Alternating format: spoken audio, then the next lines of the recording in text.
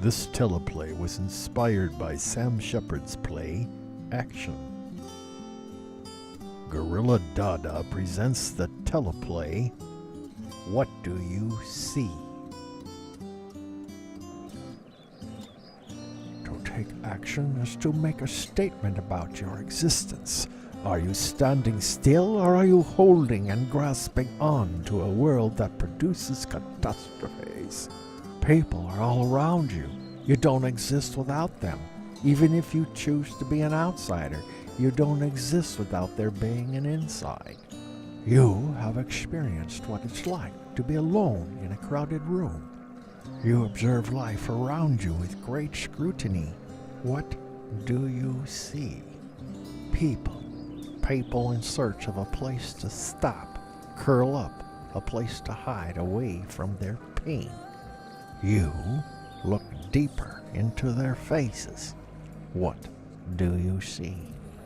Deep in their eyes, you see a life of experiences, memories ingrained, memories forgotten, deep-rooted stains of pain, knowledge, skills learned, wisdom, more pain, more misery, good times, bad times, fright, joy, defeat, and hope. Moments come and go without being recorded or remembered. Look into those sad eyes once more. What do you see? You notice that happiness wasn't a priority for the actions chosen by the powers of natural selection. Survival and passing on your genes are the gods worshipped by natural selection. Now, what do you see? A story? Yes, a story.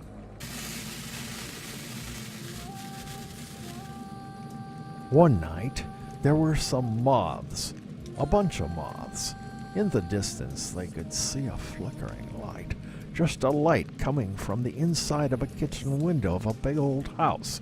The moths were tormented by this light. They longed to be with this flickering light, but none of them understood it or knew what it was. The leader of the moths sent one of them off to the house to bring back some information about this light. The moth returned and reported what he had seen, but the leader told him that he hadn't understood anything about the light. So another moth went to the house. He worked and squeezed his way through the small openings in the kitchen window. He touched the flame with the tip of his wings, but the heat drove him off. When he came back and reported, the leader still wasn't satisfied, so he sent a third moth out. This moth approached the house and saw the light flickering and felt the heat from the kitchen window. He became filled with love for the light. He crashed against the glass and finally found a way inside. He threw himself on the flame. With his forelegs, he took hold of the flame and united himself joyously with her. He embraced her completely, and his whole body became red as fire. The leader of the moths, who was watching from far off with the other moths, saw that the flame and the moth appeared to be one. He turned to the other moths and said, "He's learned what he wanted to know, but he's the only one who understands it."